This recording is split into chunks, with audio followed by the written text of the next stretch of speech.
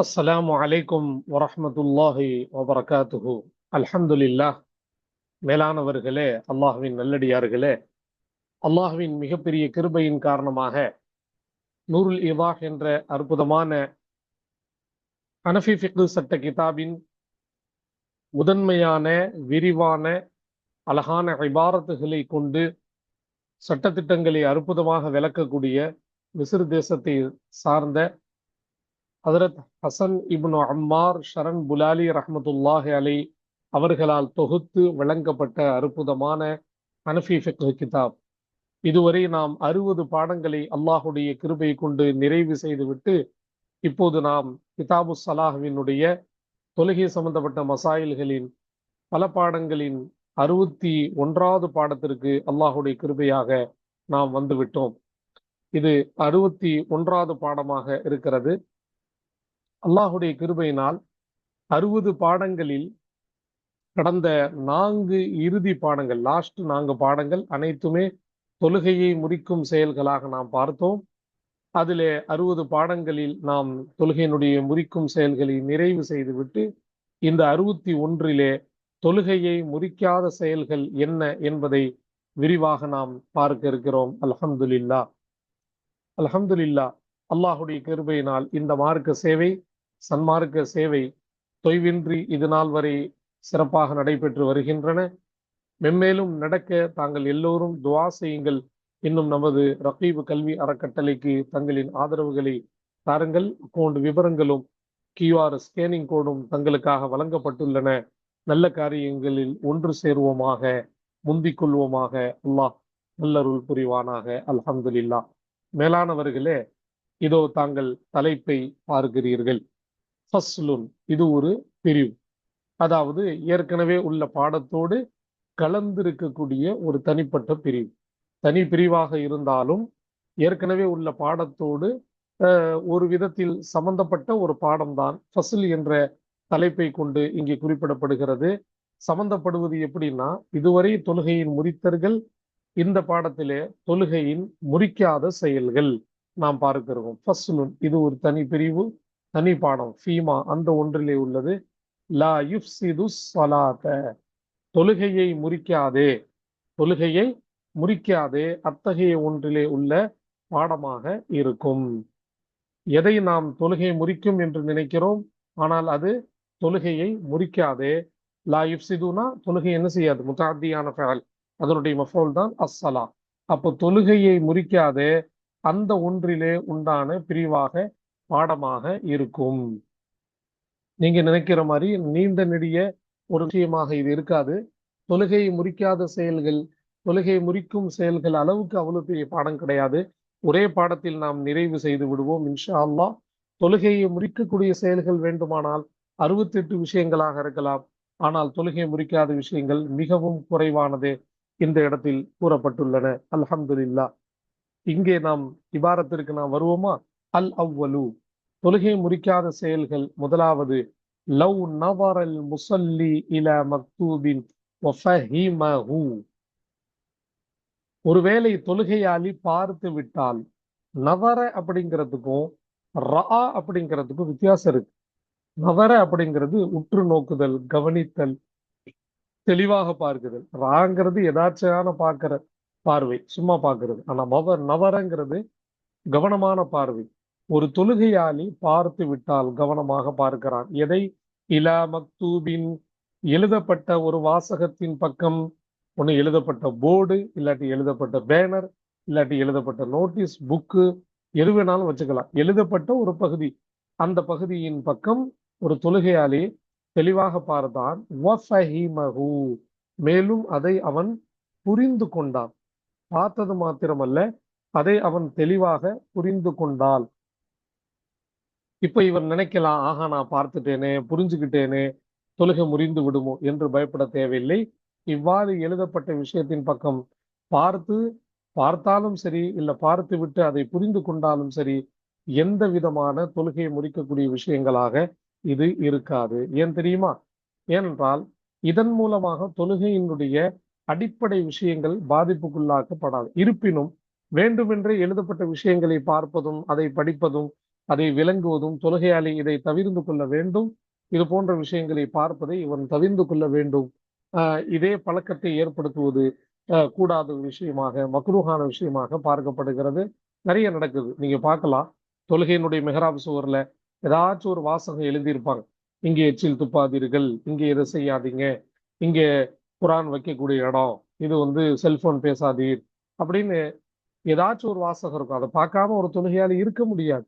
எனவே இவ்வாறு பார்க்கறதுனாலயோ அதை விளங்குறதுனாலயோ அவருடைய தொழுகை கண்டிப்பாக முறியாது என்பதை இந்த இடத்துல தெளிவுபடுத்துகிறார்கள். அடுத்தபடியாக நாம் பார்க்கிறோம் அஸ்ஸானி, இரண்டாவது, அவு அல்லது அகல மா பைன அஸ்னானிஹி. அகல ஐ அகலல் முசல்லி, தொழுகையாளி சாப்பிட்டு விட்டார். எதை? மா பைன அஸ்னானிஹி, சின்னுடைய பன்மை அஸ்னான், சின்னுடைய பன்மை அஸ்னான், பற்கள். இன்னொன்றுக்கு சினூன் வருடங்கள், சினீன் வருடங்கள், அது வேற. இது அஸ்னான். சினூன் சினீன் சனத்துன் உடைய பன்மை, சனத்துல் ஹிஜ்ரியா, ஹிஜ்ரியினுடைய அஸ்ஸனத்துல் ஹிஜ்ரியானா ஹிஜ்ரி ஆண்டு, அந்த சனத்து வேற. இது சின்னுடைய பன்மை அஸ்னான், பருக்கள். தன்னுடைய பருக்களுக்கு நடுவில் இருக்கக்கூடிய ஒன்றை ஒருவன் சாப்பிட்டு விட்டான்.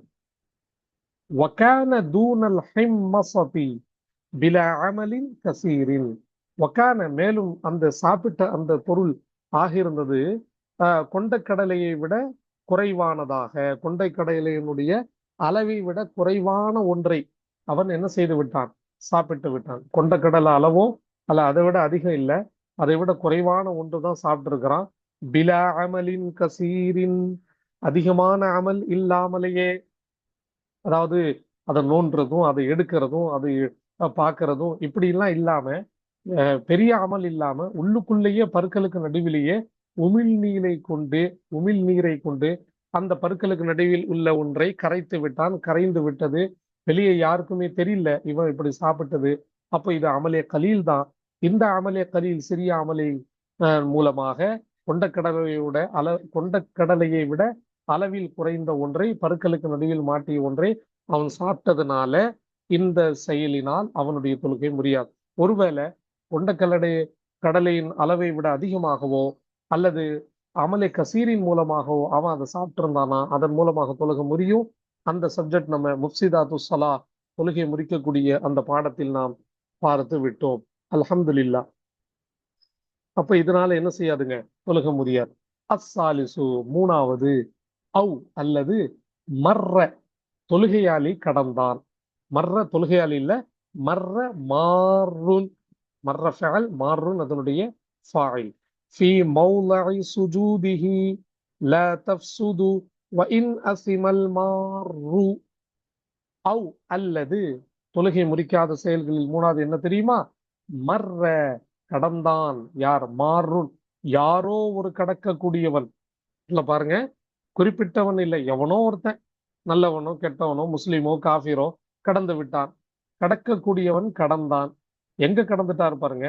ஃபீ மௌதஇ சுஜூதிஹி, இந்த ஹீவுடைய மர்ஜா அந்த முசல்லி, அந்த தொழுகையாளியின் சஜிதாவுடைய இடத்தில் கடந்து போனான். இது தவறு தானே? சஜிதா செய்யக்கூடிய இடம், அவனுடைய சஜிதா செய்யக்கூடிய அந்த டிஸ்டன்ஸ் இருக்குல்ல, அந்த இடத்திலோ இல்ல அதுக்குள்ளேயோ இவன் கடந்து போகிறான். யாரோ ஒருவன் கடந்து போகிறான். லா தஃப்சுது, அப்போ லா தஃப்சுது சலாத்துல் முசல்லி, லா தஃப்சுதுடைய அந்த சலாத்தின் பக்கம் பார்க்கும் பொழுது அந்த தொழுகையாளியினுடைய தொழுகை ஃபாசிதாகாது, முடியாது. வ இன் அஸிமல் மாறு, கடந்து போகக்கூடியவன் பாவம் செய்தாலும் சரியே, பாவியாக ஆகிவிட்டாலும் சரியே, இந்த தொழுகையாளியினுடைய தொழுகை ஃபாசிதாக ஆகாது அப்படின்னு சொல்றாங்க.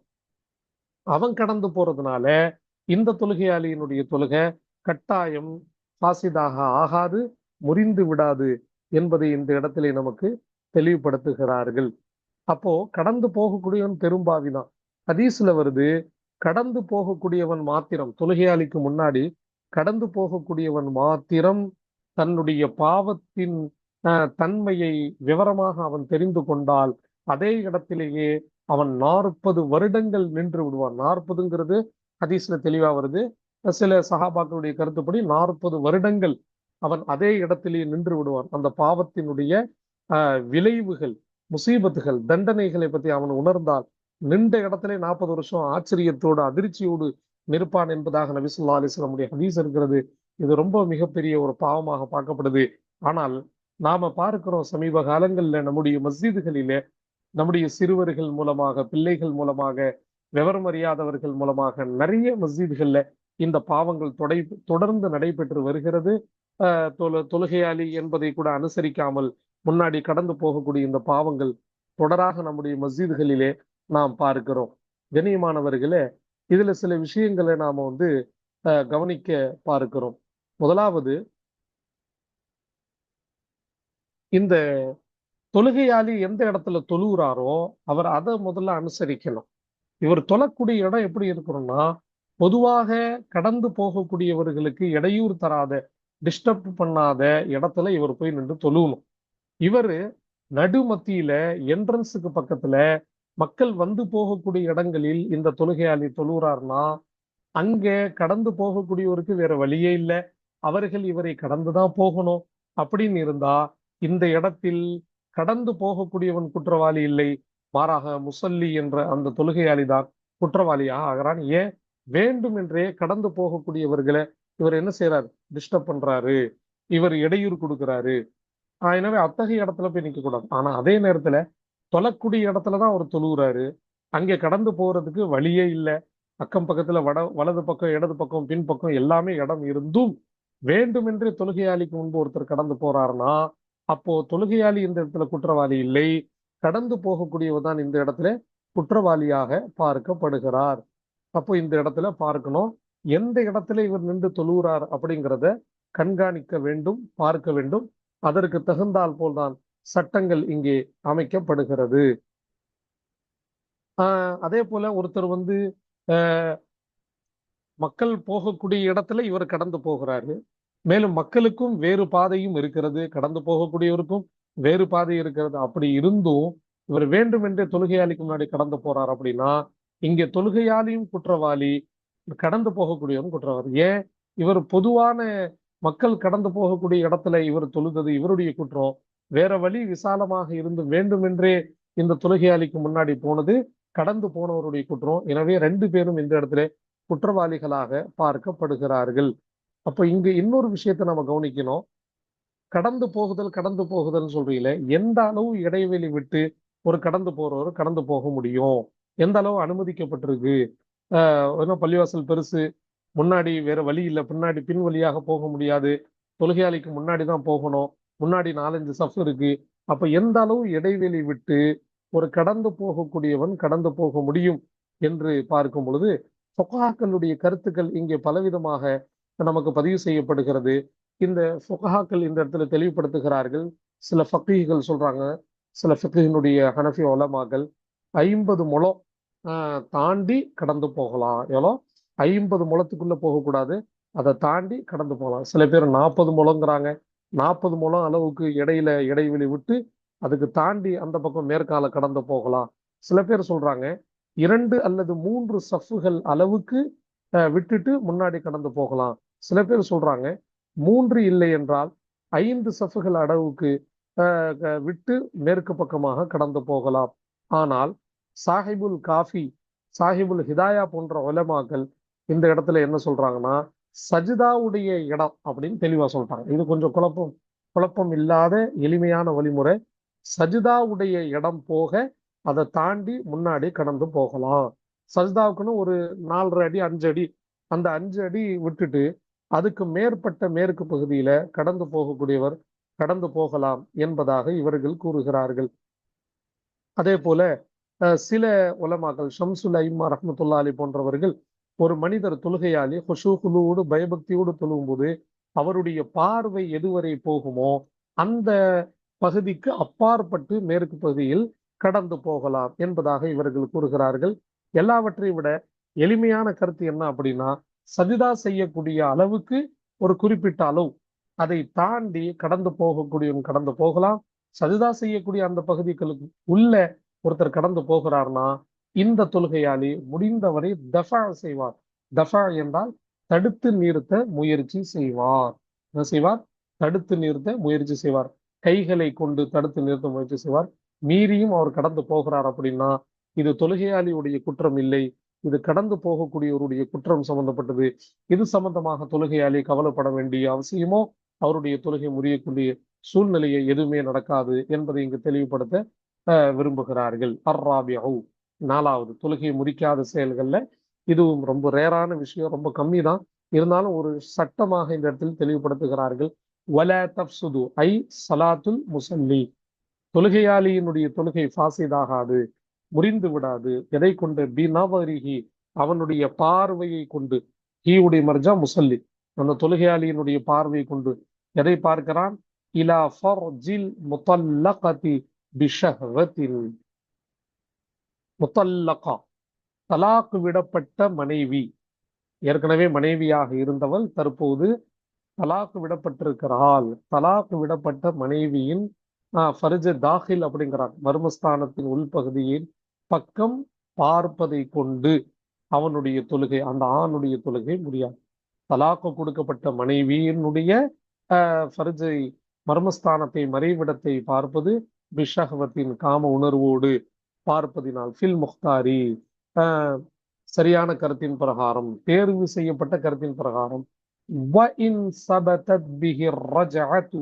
வாவ் வஸ்லியாவாக இருக்கு. அதை கொண்டு, இந்த பார்வையை கொண்டு, பிஹினா இந்த நவுர், இந்த நவுரை கொண்டு, இந்த பார்வையை கொண்டு தலாக்கு ரஜை சரிப்பட்டு விட்டாலும் சரியே, தலாக் ருஜு ஆயிடுச்சு. இந்த பார்வையினால் விடப்பட்ட தலாக்கு ரஜையாக மாறிவிட்டாலும் தொழுக முடியுமா முடியாதா அப்படின்னா இந்த பார்வையின் காரணமாக தொழுகை முடியாது. ஏனென்றால் இது அமலே கலீலாக இருக்கிறது, சிறிய ஒரு அமல். இந்த இடத்துல தொழுகையாளி குற்றவாளி கிடையாது. இந்த ஃபர்ஜை காட்டிவிட்ட அந்த தவறான செயலை செய்த அந்த பெண்மணி தான் குற்றவாளியை தவிர இந்த இடத்தில் தொழுகையாளி குற்றவாளியாக ஆக மாட்டார். எனவே தொழுகையாளியினுடைய தொழுகை இந்த இடத்துல முடியாது. ஆனால் அதை கொண்டு தலாக்கு ரஜாய் ஆயிரும், தலாக் ருஜு ஆயிரும்.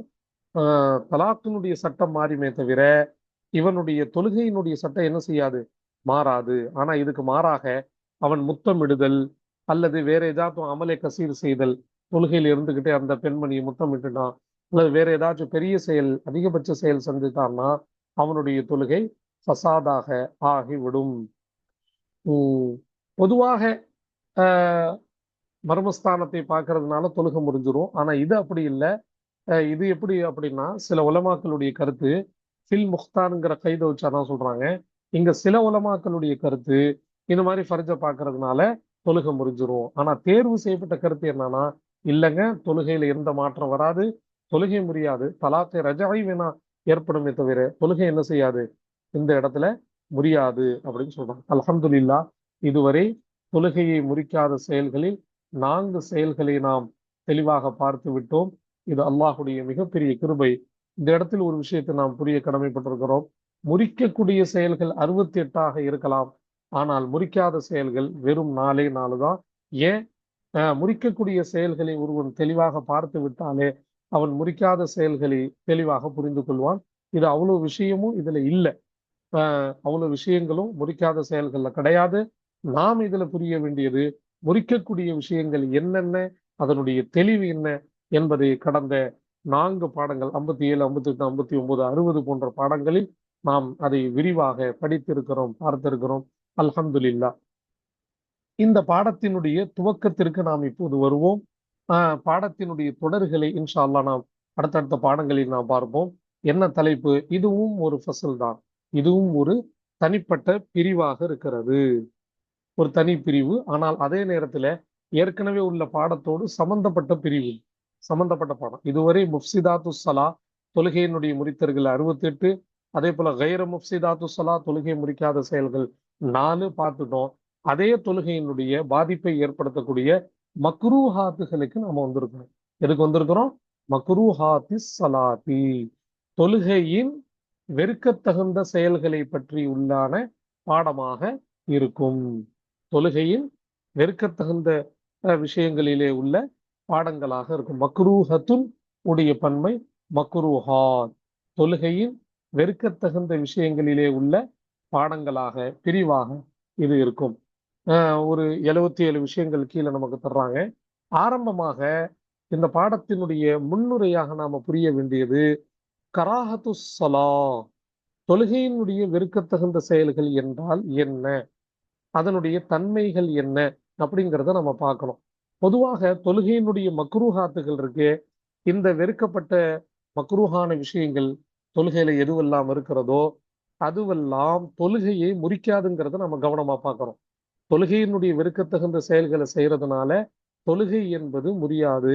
மாறாக அந்த வெறுக்கத்தகுந்த செயலின் காரணமாக தொழுகையினுடைய நன்மையில் வேண்டுமானால் பலகீனம் ஏற்படும், குறைவு ஏற்படும். ஆனால் தொழுகை ஃபாசிதாகாது. தொழுகையினுடைய நன்மைகள்ல குறை ஏற்படும், நன்மைகள் குறைவாக்கப்படும். எனவே தொழுகையாளியினுடைய முயற்சி என்னவா இருக்கணும்னா, தொழுகையினுடைய ஹுஷூஹுவை அதிகப்படுத்த, அந்தஸ்தை அதிகப்படுத்த, நன்மைகளை அதிகப்படுத்த, இது போன்ற மக்ரூஹாத்துகளில் வெறுக்கத்தகுந்த விஷயங்களில் தொழுகையாளி ஈடுபடாமல் இருக்க வேண்டும். அடுத்தபடியாக நம்ம கவனிக்கிறோம், தொழுகையினுடைய கராகத்துகள் இருக்குல்ல, வெறுக்கத்தகுந்த செயல்கள் 2 வகையாக பிரிக்கப்படுது. ஒன்று கராகத்தே தஹரீமி, இரண்டாவது கராகத்தே தன்சீஹி அப்படின்னு 2 வகையா பிரிக்கிறாங்க. ஒன்று ஹராமுக்கு நெருக்கமான மக்ரூஹு, இரண்டாவது ஹராமை விட்டு தூரமான மக்ரூஹு, அதுதான் கராகத்தே தன்சீஹி. எப்படிங்க நம்ம இந்த 2க்கு மத்தியில வித்தியாசத்தை பார்க்கிறது? கராகத்தே தஹரீமி, மக்ரூஹே தஹரீமி அப்படின்னா என்ன அப்படின்னு நம்ம பார்க்கும் பொழுது, எந்த ஒரு செயல் செய்யக்கூடாது என்பதை ஒரு தன்னியான ஆதாரத்தை கொண்டு, கதாய் இல்ல, தன்னியான, அதாவது உறுதியற்ற ஆதாரத்தை கொண்டு நமக்கு தெளிவுபடுத்தப்படுகிறதோ, அல்லது வாஜிபை விடக்கூடிய செயல்கள் ஏற்படுகிறதோ, எப்படி வாஜிபை விடக்கூடிய செயல்கள் ஏற்படுதோ அத்தகைய அனைத்தும் மக்ரூஹே தஹரீமியாக பார்க்கப்படுகிறது. புரியுதுங்களா? கத்தாயான ஆதாரம் இல்ல, வன்னியான ஆதாரம், அதாவது உறுதியற்ற ஆதாரத்தை கொண்டு எதை விடுதல் அப்படிங்கிறது எந்த ஆதாரத்தை கொண்டு தரப்படுகிறதோ அதுக்கு பேர் மக்ரூ. அதே போல எங்கெல்லாம் வாஜிபை விடக்கூடிய சூழ்நிலைகள் வருதோ அதுவெல்லாம் இந்த மக்ரூஹே தஹரீமியாக இருக்கிறது. சரிங்க, மக்ரூஹே தன்சீஹினா என்ன அப்படின்னா, எந்த ஒரு செயல்கள் செய்யறது சிறப்பிற்கு மாற்றமான, முஸ்தஹபுக்கு மாற்றமான விஷயமா இருக்கு என்று சொல்லப்படுகிறதோ அவைகள் அனைத்தும் கராகத்தை தன்சீஹி, மக்ரூஹே தன்சீஹி என்பதாக அதற்கு சொல்லப்படுகிறது. எனவே மக்ரூஹே தஹரீமிக்கும் மக்ரூஹே தன்சீஹிக்கும் நல்ல வேறுபாடுகள், வித்தியாசங்கள் இருக்கிறது. மக்ரூஹே தஹரீமி என்பது ஹராமுக்கு நெருக்கமான விஷயம், மக்ரூஹே தன்சீஹி என்பது ஹராமை விட்டு தூரமான விஷயம். ஒரு சிறந்த விஷயத்தை விடுவது, முஸ்தஹபுகளை விடுவது, இவைகள் அனைத்தும் மக்ரூஹே தன்சீஹில் தான் சேர்க்கப்படுகிறது என்பதை நாம் இந்த இடத்தில் புரிய கடமைப்பட்டிருக்கிறோம். கனிமானவர்களே, உதாரணமாக நீங்க பார்க்கலாம் மக்ரூஹான விஷயங்கள். உதாரணமாக ஒருத்தர் உருவப்படம் வரைந்திருக்கக்கூடிய ஆடையை அணிந்து தொழுகிறார். இது ஒரு பெரிய ஒரு தவறாக பார்க்கப்படுது. உருவப்படம் வரைந்து இருக்கக்கூடிய இந்த மாதிரி தொழுகை அணிவது மக்ரூஹே தஹரீமி. இத்தகையவர் அந்த தொழுகையை என்ன செய்யணும், உடனுக்குடன் மீட்ட வேண்டும் அப்படிங்கறத தெளிவுபடுத்துறாங்க. ஏன்னா ஒரு பெரிய மக்ரூஹே தஹரீமியான விஷயம்ல உருவப்படம் உள்ள ஆடை இவர் போடுறது. எனவே இப்படி இத்தகைய மக்ரூஹே தஹரீமியான ஒரு செயல்பாடு இருக்கிறதுனால தொழுகை மீட்டணும். ஆனா மக்ரூஹே தன்சியாக இருந்தா தொழுகை மீட்ட வேண்டிய அவசியம் கிடையாது. மாறாக தொழுகையை மீட்டுவது முஸ்தஹப்பாக பார்க்கப்படுது. கட்டாயம் மீட்டுவது கிடையாது. முஸ்தஹப்புடைய ஸ்தானத்தில் தொழுகை என்பது இருக்கும் என்பதை இந்த இடத்தில் நமக்கு தெளிவுபடுத்துகிறார்கள். அப்போ நாம புரியணும், எத்தனை விஷயங்கள் இங்கே மக்ரூஹே தஹரீமி, மக்ரூஹே தன்சீஹி, சின்ன சின்ன வித்தியாசங்களோடு தான் இதை நம்ம பார்க்க முடியுமே தவிர எல்லா இடத்திலும் எது மக்ரூஹே தஹரீமி எது மக்ரூஹே தன்சீஹின்னு பார்க்க முடியாது. நாம புரிஞ்சுக்கிறணும், எங்கே நாம வாஜிபுகளை விடக்கூடிய, தொழுகையில மிக முக்கியமான விஷயங்களை விடக்கூடிய சூழ்நிலை எங்கெல்லாம் வருகிறதோ அதுவெல்லாம் மக்ரூஹே தஹரீமி. தொழுகையில முஸ்தஹப்பான விஷயங்களை விடுவது, சிறப்பிற்குரிய விஷயங்களை விடுவது போன்ற விஷயங்கள் எங்கெல்லாம் ஏற்படுதோ அது மக்ரூஹே தன்சீஹியாக பார்க்கப்படுகிறது. எனவே இந்த விஷயத்தை நாம் புரிந்து கொள்ள வேண்டும். ஆரம்பமாக முசன்னிஃப் அலைஹிர் ரஹ்மா ஏற்கனவே பாருங்க, தொழுகையினுடைய முஃப்சிதாத்துகள் 68ன்னு சொன்னாங்க. ஆனால் அதை விட பெரிய எண்ணிக்கை இங்க வருது நமக்கு. தொழுகையின் மக்ரூஹாத்துகள், அதாவது மக்ரூஹே தஹரீமி, மக்ரூஹே தன்சீஹி உட்பட ரெண்டும் கலந்து மொத்தம் 77 மக்ரூஹ்களை இந்த கிதாபில் விரிவாக நமக்கு மத்தியிலே பேச வந்திருக்கிறார்கள். கவனிக்க கடமைப்பட்டிருக்கிறோம். இது நூருல் இவாஹ் என்ற இந்த கிதாபுடைய தனித்தன்மை. சிறிய சிறிய துணுக்குகள் கூட, நுணுக்கமான விஷயங்களை கூட அதுக்கு தனி முக்கியத்துவம் அளித்து அதற்கு ஒரு நம்பரை கொடுத்து முசன்னிஃப் அலைஹிர்ரஹ்மத்துல்லாஹி சொல்லுவாங்க. வேற எந்த பிரபலியமான ஹனஃபி ஃபிக்ஹ் கிதாபுலையும் 77 மக்ரூஹாத்துக்களை நம்ம பார்க்க முடியாது. இந்த கிதாபுல தான் பார்க்க முடியும். அல்ஹம்துலில்லாஹ், அந்த பாடத்தை நாம் தொடருவோம் இன்ஷா அல்லாஹ். அஸ்ஸலாமு அலைக்கும் வரஹ்மத்துல்லாஹி வபரகாத்துஹு.